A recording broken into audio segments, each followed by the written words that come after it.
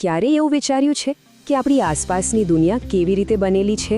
આપણી ઘરની દિવાલોથી માંડીને આપણા શરીરની અંદર ચાલતી ક્રિયાઓ સુધી બધે જ રસાયણશાસ્ત્રનો જાદુ છુપાયેલો છે. તો ચાલો આજે આ જાદુ પાછળના વિજ્ઞાનને થોડું નજીકથી જાણીએ. આ સવાલ તો જુઓ, બે અલગ વસ્તુઓ ભેગી થાય અને એક તદ્દન નવી જ વસ્તુ બની જાય. આમ સાંભળવામાં તો કોઈ જાદુ જેવું લાગે નહીં, પણ એની પાછળનું વિજ્ઞાન એકદમ સરળ અને એટલું જ રસપ્રદ છે. ચાલો આ રહસ્ય પરથી પડદો ઉઠાવીએ. તો આપણો પહેલો અને સૌથી મુખ્ય સિદ્ધાંત છે સંયોગીકરણ પ્રક્રિયા. હવે નામ પર ન જતા, નામ ભલે થોડું અઘરું લાગે, પણ એની પાછળનો વિચાર એકદમ સીધો અને સરળ છે. એટલે કે એકદમ સિમ્પલ વાત છે. આપણે બે કે તેથી વધારે વસ્તુઓ લઈએ, એને ભેગી કરીએ અને બૂમ, એમાંથી બની જાય એક તદ્દન નવી જ વસ્તુ. બેમાંથી એક. બસ આટલું જ સિમ્પલ છે આ. ચાલો આને સમજવા માટે એક નાનકડો પ્રયોગ જોઈએ. અહીં આપણી પાસે બે સાદી વસ્તુઓ છે. એક બીકરમાં કેલ્શિયમ ઓક્સાઇડ, જેને આપણે સાદી ભાષામાં કડી ચૂનો કહીએ છીએ, અને બીજું છે પાણી. હવે સવાલ એ છે કે જ્યારે આ બંને ભેગા થશે ત્યારે શું થશે? હવે આપણે એ જોવાના છીએ કે આ પ્રયોગમાં ખરેખર શું થાય છે.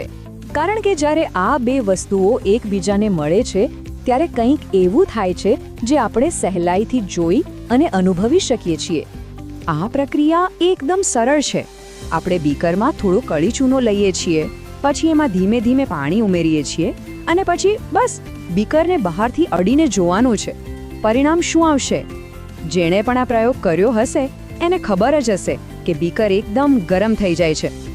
તો આ રહ્યું એનું રાસાયણિક સમીકરણ. અહીં જુઓ, કેલ્શિયમ ઓક્સાઇડ એટલે કે CaO અને પાણી એટલે કે H2O, આ બંને ભેગા મળીને શું બનાવે છે? Calcium hydroxide. એક જ નવી વસ્તુ. અને સાથે સાથે તમે જોઈ શકો છો એમ પુષ્કળ ગરમી પણ છૂટી પડે છે. સારું, તો એક બીકર ગરમ થયું અને એક નવો પદાર્થ બન્યો, પણ આનો આપણા રોજિંદા જીવનમાં શું ઉપયોગ? જાણીને નવાઈ લાગશે કે આ પ્રક્રિયા આપણા ઘરો સાથે સીધી રીતે જોડાયેલી છે. હા, બિલકુલ સાચું. આપણે જે ફોડેલો ચૂનો બનાવ્યો એ જ ચૂનાનો ઉપયોગ વર્ષોથી દિવાલોને રંગવા માટે એટલે કે ધોળવા માટે થતો આવ્યો છે. પણ રસાયણશાસ્ત્રની કહાની અહીં પૂરી નથી થતી. અને અહીંથી તો ખરી મજા શરૂ થાય છે. જુઓ, દિવાલ પર લાગેલો આ ચૂનો છે ને, એ હવામાં જે કાર્બન ડાયોક્સાઇડ હોય એની સાથે ધીમે ધીમે પ્રક્રિયા કરે છે. અને શું બનાવે છે ખબર છે? કેલ્શિયમ કાર્બોનેટનું એકદમ મજબૂત અને ચળકતું પડ. અને સૌથી રસપ્રદ વાત તો એ છે કે આરસ પહાણ પણ આ જ કેમિકલમાંથી બનેલો છે. વિચારો, જાણે દિવાલ પર આરસનું પાતળું પડ ચડી ગયું હોય. આ એ જ પ્રક્રિયાનું સમીકરણ છે. કેલ્શિયમ હાઇડ્રોક્સાઇડ જ્યારે હવામાંના કાર્બન ડાયોક્સાઇડ સાથે ભળે છે ત્યારે કેલ્શિયમ કાર્બોનેટ બને છે. અને આ જ પડ દિવાલોને પેલી સરસ ચમક અને મજબૂતાઈ આપે છે. સંયોગીકરણ પ્રક્રિયાઓ તો આપણી આસપાસ બધે જ છે. જેમ કે કોલસાનું સળગવું, એમાં કાર્બન અને ઓક્સિજન મળીને કાર્બન ડાયોક્સાઇડ બનાવે છે. અથવા તો હાઇડ્રોજન અને ઓક્સિજન વાયુઓ મળીને આપણું જીવન જરૂરિયાત પાણી બનાવે છે. આ બધા બેમાંથી એક બનવાના જ ઉદાહરણો છે. ચાલો હવે પાછા આપણા પહેલા પ્રયોગ પર આવીએ અને પેલી ગરમી પર ધ્યાન આપીએ.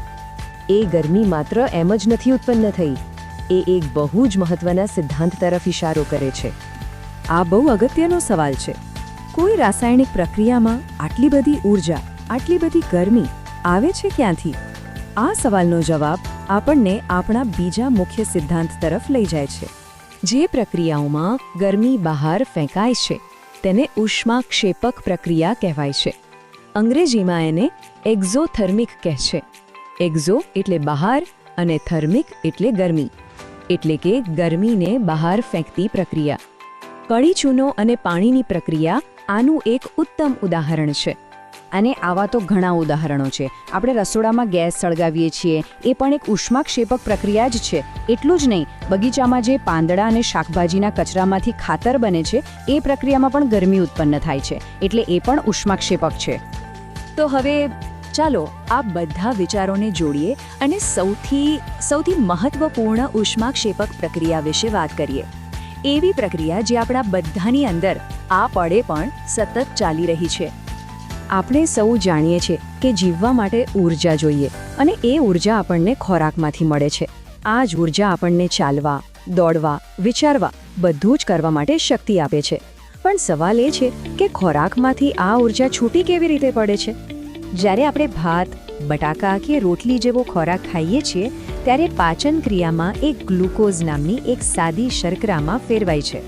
આ ગ્લુકોઝ પછી આપણા શરીરના દરેક કોષ સુધી પહોંચે છે અને શરીરના કોષોની અંદર આ ગ્લુકોઝ એક બહુ જ મોટી ઉષ્માક્ષેપક પ્રક્રિયાનો હિસ્સો બને છે. આ પ્રક્રિયાને શ્વસન કહેવાય છે અને આ એ જ પ્રક્રિયા છે જે આપણને જીવંત રાખે છે. આ રહ્યું એ શક્તિ આપતું સમીકરણ. જુઓ, આપણા કોષોમાં રહેલો ગ્લુકોઝ આપણે જે શ્વાસમાં ઓક્સિજન લઈએ છીએ એની સાથે જોડાય છે અને આ પ્રક્રિયા શું છૂટું પાડે છે? કાર્બન ડાયોક્સાઇડ, પાણી અને સૌથી અગત્યનું ઊર્જા. આ જે ઊર્જા છે જેનાથી આપણું શરીર ચાલે છે.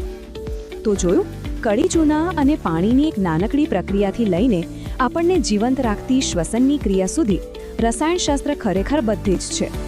તો હવે પછી જ્યારે કોઈ સફેદ દિવાલ જુઓ કે પછી એક ઊંડો શ્વાસ લો ત્યારે એક ક્ષણ માટે વિચારજો કે આપણી આસપાસ અને આપણી અંદર કેટલી અદ્ભુત રાસાયણિક પ્રક્રિયાઓ સતત ચાલતી રહે છે.